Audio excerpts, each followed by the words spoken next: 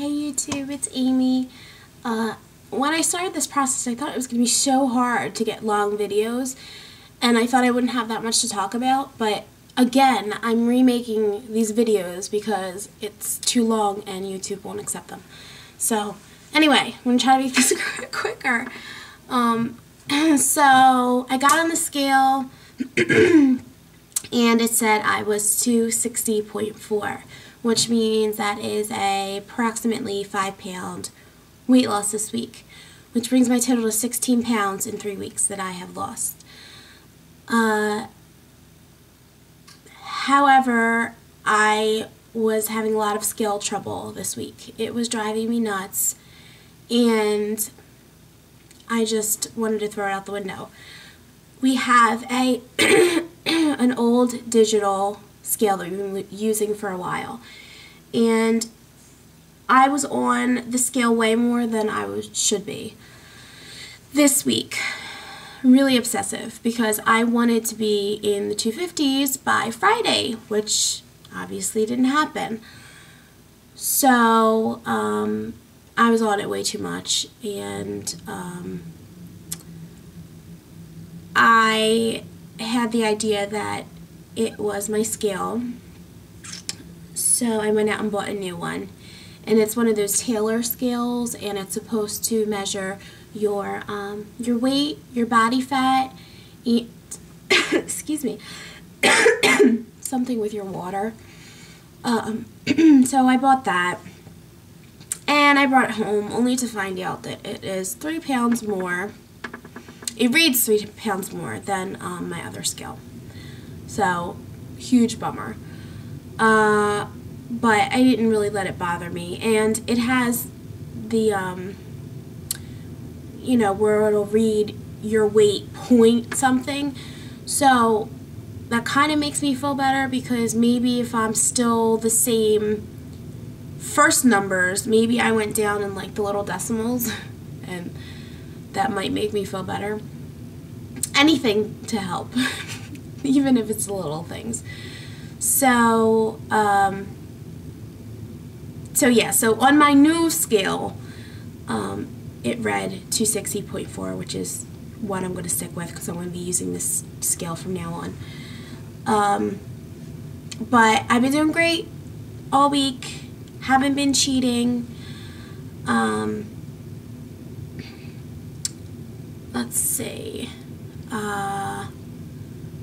Oh gosh, there's so much I want to say, and I hate when I have to redo videos because I forget it.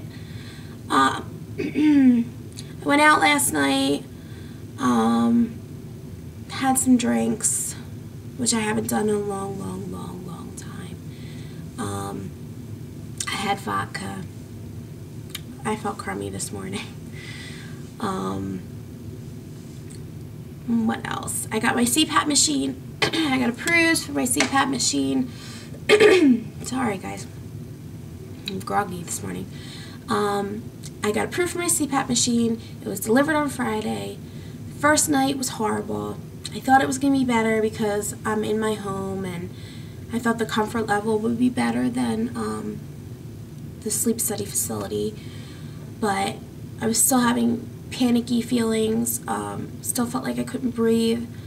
Had to take it off like an hour and a half after wearing it.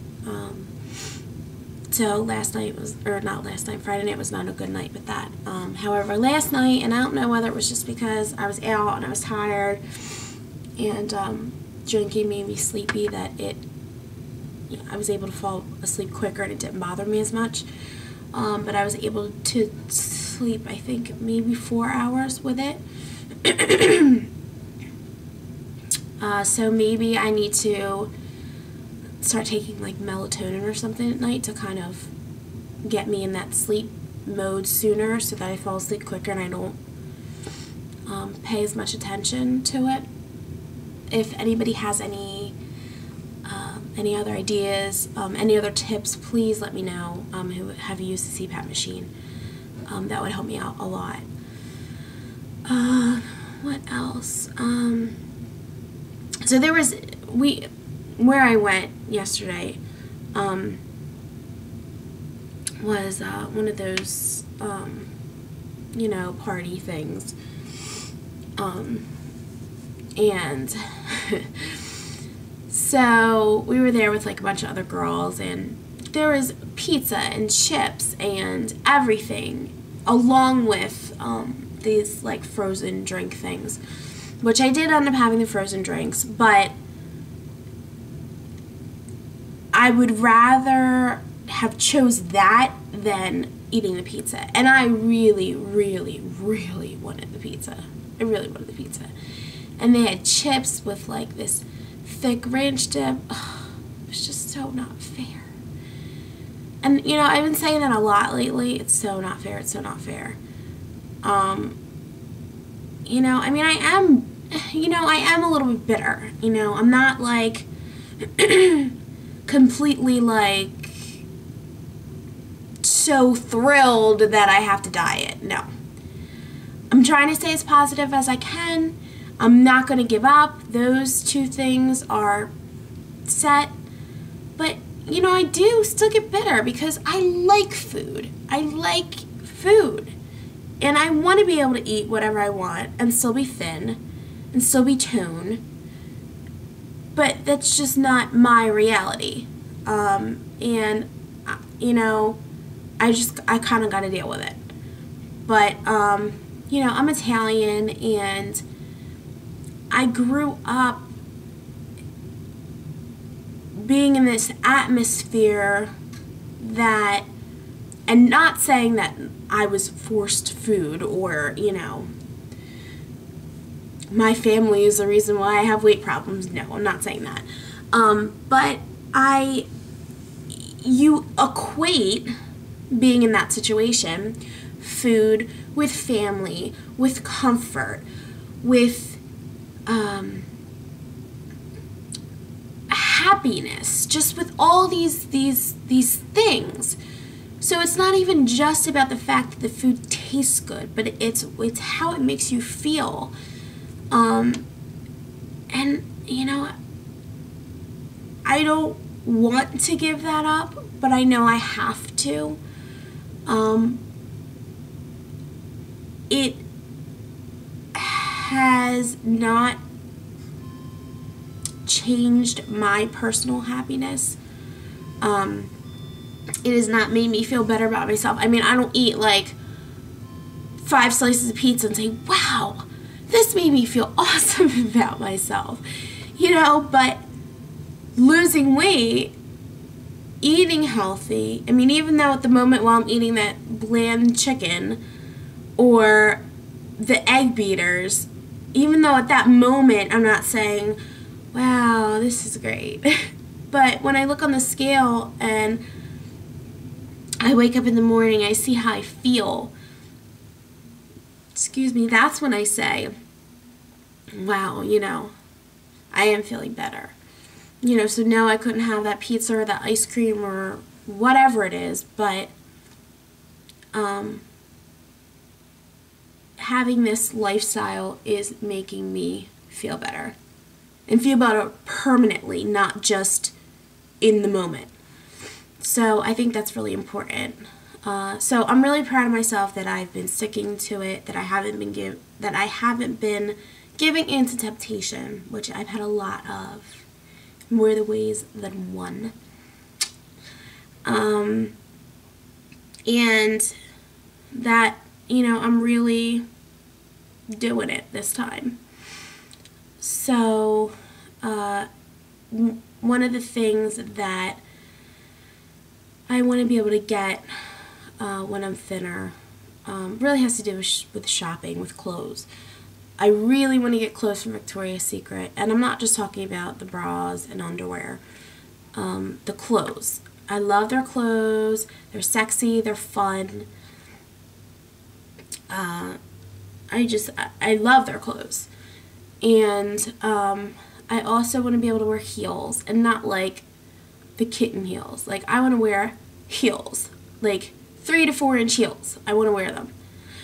And I want to be able to wear boots, like knee-high boots. Just hot boots. I was going to say something else, but I may have my family members watch this, so.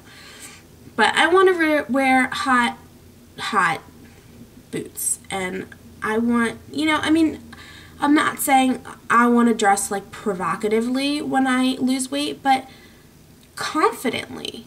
I want to be able to put on whatever and be satisfied when I look in the mirror and not have to obsess so much. So that's what I want to do. So I'm proud for sticking to this. I'm also proud of myself because I'm finally going back to school. I haven't been back in a college setting since before my oldest daughter was born. So that's over 6 years that I've been in school. I finally made the decision that if I'm doing this weight loss thing to better my life, I need to carry that over into other aspects of my life. And a career is a big deal, especially because I have 2 kids. And I had so many different excuses, and I was so afraid to jump into it again. But I don't know, I feel like I'm at this do or die point in my life. It's like either succeed or fail. And I'm leaning more towards succeeding at this point. I mean, it's, if I can do one thing, I can do another thing, I can do anything. That kind of sounds public speakerish. I don't mean to be coming off that way, but it's amazing how one change can lead to other changes, and ultimately it's going to be a better me.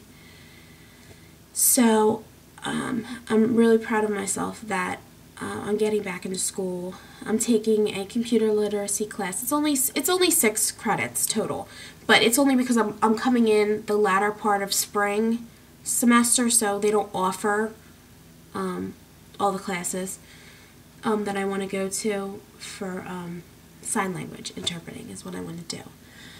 And so I'm taking the computer literacy class, which is online, which is good. It fits into my mommy schedule. And then I'm taking a class, it's like a 2.5-hour class, 2 days a week, at night though, from 8 to 10:30ish.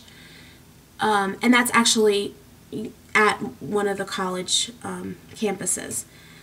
And I think that'll be nice because it'll get me out of the house. I'll be around other people. Sometimes I feel like I'm kind of just caged up in here. So that'll be nice. And that's child psychology. And, I remember psychology being one of the hardest things, besides math, which I hated, in high school. So, I mean, I know it's going to be challenging. I know I'm going to have to write papers, but, I need a career. I need a career for my kids. I can't do this nannying thing forever. And it's not really reliable, and you don't get paid time off, and there's no real security in it. And that's what I need. So I'm glad that I've kind of jump-started that thing because it's important. So that's really it. I'm sure I talked a lot of other stuff again on the first video that I made that I couldn't upload, but there's nothing I can do about it now. Thank you for the people who have subscribed, the people who have messaged me. I will get back to you if I haven't yet. I love the continued support. If it wasn't for you guys, I would have never started this pre-op diet. The self-imposed pre-op diet, nonetheless. I obviously had the mentality that I just needed to eat as much as I can and whatever I could before the surgery, and that was really just the wrong way of going about it. you know, if I'm going to make the change, I needed to make the change when I made the decision. So, but anyway, okay, I love you guys. You're great. And I'll see you next week. Okay? Bye.